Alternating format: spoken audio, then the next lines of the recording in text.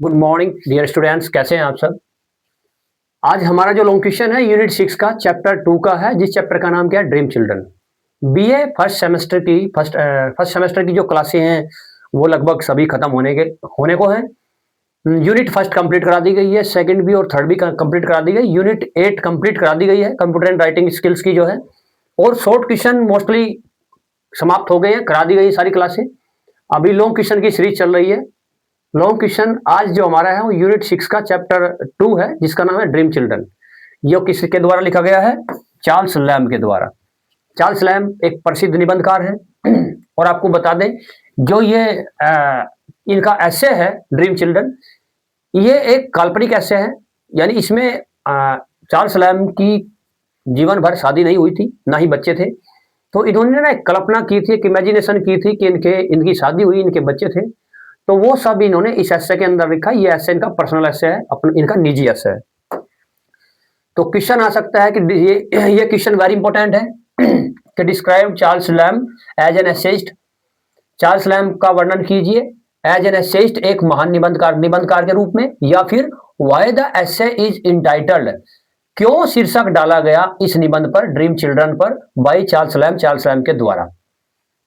कोई भी question Charles Lamb का इस यूनिट के चैप्टर के अंदर से आता है तो ये आंसर आप वहां पर बिल्कुल लिख सकते हैं। Charles lamb entitled the essay dream children. Charles lamb ने शीर्षक डाला था अपने इस एसे को, जिसका नाम है ड्रीम चिल्ड्रन, बिकॉज, क्योंकि ही नेवर मैरिड, उन्होंने कभी शादी नहीं की, and naturally never became the father of any children, ना ही वो नेचुरली तौर पर किसी भी बच्चे के पिता थे। और the children he speaks of in the essay, इस एसे में जिन बच्चों की के बारे में वो बोलते हैं, were actually the creation of his imagination और फैंसी, वो केवल उसकी कल्पना की क्रिएशन थी, यानी उस रचना थी, उसकी जो इमेजिनेशन थी, कल्पना थी, उस कल्पना की खाली केवल रचना थी इस एसे, ये जो एसे है। द एसे वर एक्चुअली, एसे जो था ये ड्रीम चिल्ड्रन, ये एक्चुअली दरअसल क्या है, क्रिएशन है, रचना है, of his imagination and fancy, उसकी इमेजिनेशन और फैंसी की, उसकी कल्पना की केवल क्रिएशन है, रचना ही है ड्रीम चिल्ड्रन, वास्तव में नहीं है। Dream children is a personal essay, ये एक व्यक्तिगत एसे है इसका अपना। और Lamb presents the characters, Charles Lamb प्रस्तुत करते हैं पात्रों को, जो इसमें पात्र डाले गए हैं, और इंसिडेंट्स, घटनाओं को, फ्रॉम हिज अवन लाइफ, अपने जीवन से लेकर, अपने जीवन की घटनाएं डालते हैं और पात्र डालते हैं। The sketch of his grandmother, अपनी माता जी के शरीर चित्रण को भी प्रकट करते हैं। His brother John Lamb and his sister Mary Lamb का चरित्र चित्रण भी करते हैं इसमें। Charles Lamb is the best known for essays he wrote under the name Elia. Charles Lamb प्रसिद्ध रूप से जाना जाते हैं एसेकार के रूप में, और he wrote under the name Elia. इन्होंने अपने जो एसे लिखे हैं मुख्य रूप से उसका नाम क्या डालते थे अपने एसे के ऊपर, इलिया के नाम से प्रकाशित करते थे। He remains one of the most loved and read of English essayist, और इसे ही रेमन्स वन, ये सबसे ज्यादा प्रसिद्ध, पसंद किए जाने वाले और पढ़े जाने वाले इंग्लिश एसेस्ट के अंदर से माने जाते हैं, उनमें से माने जाते हैं। चार्ल्स लैम्ब जो बोर्न हुए थे 1775 में, और इनकी डेथ हुई थी 1834 में। 1775 में पैदा हुए थे, 1834 में इनकी डेथ हुई थी। ये वो is the master of essayist, निबंधकार के मास्टर माने जाते हैं ऑफ इंग्लिश रोमांटिक पीरियड के अंदर माने जाते थे। इंग्लिश रोमांटिक जो पीरियड था उसके मास्टर एसेस्ट, मास्टर निबंधकार इनको माना जाता था। हिज एसेज, इनके जो एसे हैं पार्टिकुलरली, मुख्य रूप से, in the essays of Elia जो इनका एसे था, यानी ये एसेज ऑफ इलिया के नाम से ही अपने एसे को प्रकाशित करते थे। ये जो थे, जिसका सबसे पहला प्रकाशन कब हुआ था, 1823 में, 1823 में, आर रिनाउंड, ये बहुत प्रसिद्ध हुए, फॉर दियर विट, अपनी बुद्धि के लिए, विमसी, सनकीपन के लिए, एंड इंट्रोस्पेक्टिव चार्म के लिए, आत्मिक आकर्षण के लिए बहुत प्रसिद्ध रहे। राइटिंग अंडर द सीडोनिम इलिया नामक उपनाम से इन्होंने जो अपनी राइटिंग लिखी। और Lamb's style is characterized, Charles Lamb का जो लिखने की शैली थी, इज कैरेक्टराइड, उसकी विशेषता थी, क्या विशेषता थी, बाई जेंटल ह्यूमर, ये बड़े अच्छी तरीके से ह्यूमर को डालते थे, हास्यात्मक बातों को डालते थे, नॉस्टैल्जिया उदासी को डालते थे, एंड डीप अफेक्शंस गहरे प्रभाव को डालते थे, फॉर एवरीडे लाइफ जीवन के प्रत्येक दिन के ऊपर। यानी जो एवरीडे लाइफ थी, प्रत्येक दिन का जो जीवन होता है, दिन भर की जो जिंदगी होती है, उसको इसने अलग अलग तरीके से लिखकर प्रकाशित किया था, दिखाया था। ही एफर्टलेसली, यह बिना कोशिश किए भी ब्लैंक्स बांध देते थे पर्सनल एनेक्डोट्स को।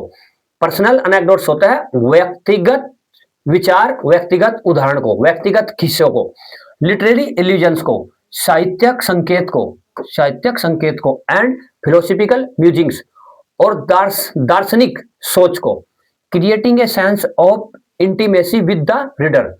और क्रिएटिंग में होता है रचकर या बनाकर भावना ऑफ इंटीमेसी हो आत्मीयता की भावना बनाकर विद द रीडर, पढ़ने वाले के साथ में। Lamb's essay are like casual conversation.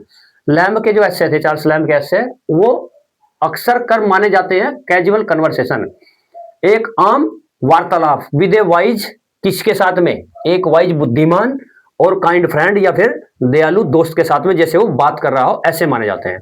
His writing is marked by simplicity. उसकी जो राइटिंग है, लेख है, इज मार्क्ड, वे कहे जाते हैं, रचे जाते हैं किसके द्वारा, सिंपलिसिटी के, साधारणता के द्वारा, क्लैरिटी स्पष्टता के द्वारा, एंड ए टच ऑफ मेलैंकली, और एक टच दिया जाता है उनको मेलैंकली उदासीता का, making him one of the most beloved essayist. और ये सारी चीजें बना देती हैं उसको one of the most beloved essayist, एक प्रसिद्ध और पसंद किए जाने वाला निबंधकार इन इंग्लिश लिटरेचर, अंग्रेजी साहित्य के अंदर। With his unique blend of humour, pathos and insights. देखो, इसका मतलब है कि विद हिज यूनिक, अपनी एक अद्वितीय खूबी के अंदर, कौन सी खूबी है, ब्लेंड ऑफ ह्यूमर, कि वो हास्यास्पद बातों को बांध देते हैं, पैथोज करुणा को बांध देते हैं, और इनसाइट आंतरिक बातों तक को बांध देते हैं अपने एस्से के अंदर। Lamb's essay continue to delight readers, और इसी बात से लैम्ब के जो एस्से हैं वो लगातार निरंतर रूप से डिलाइट करते हैं, प्रसन्नता देते हैं रीडर्स, पढ़ने वाले को, ऑफरिंग टाइमलेस रिफ्लेक्शंस, और ऑफर करते हैं, यानी देते हैं, प्रकट करते हैं, वो ऐसे देते हैं टाइमलेस, बिना समय के, रिफ्लेक्शंस, प्रतिबिंब देते हैं। टाइमलेस का मतलब है कि कितने साल हो गए, कई सौ साल हो गए, तब आज तक भी ये पढ़े जाते हैं और अच्छे लगते हैं। भेंट करते हुए टाइमलेस रिफ्लेक्शंस, बिना समय के प्रतिबिंब, ऑन ह्यूमन नेचर, मानव की प्रकृति के ऊपर, एंड लाइफ सिंपल जॉय के ऊपर, और मनुष्य के साधारण आनंद के ऊपर प्रकाश डालते हैं। हिज वर्क रेमन्स ए टेस्टामेंट, इसके जो वर्क हैं, जो एस्से हैं, रेमन्स ए टेस्टामेंट, वो एक उपाख्यान, जिसको बोलते हैं लेक्चर वगैरह बोलते हैं, के रूप में जाने जाते हैं, to the power of the personal essay, व्यक्तिगत एस्से की शक्ति के रूप में, एज ए लिटरेरी फॉर्म के रूप में, साहित्य के रूप में जाने जाते हैं। हिज वर्क, उसके जो कार्य हैं, रीमन्स से टेस्टामेंट, ये उपाख्यान, जो जिसको बोलते हैं लेक्चर वगैरह, जो लेक्चर देते हैं, प्रीचिंग वगैरह होता है, प्रीचिंग के रूप में जाने जाते हैं। To the power of the personal essay, उस शक्ति को, जो पर्सनल एस्से की शक्ति है, व्यक्तिगत एस्से निबंध की, एज ए लिटरेरी फॉर्म, एक साहित्यिक रूप से। ठीक है, नेक्स्ट क्वेश्चन में आपको मिलते हैं लॉन्ग क्वेश्चन के साथ में। थैंक यू, जय हिंद। चैनल को सब्सक्राइब कीजिए और अपने दोस्त को शेयर कीजिए। जय हिंद।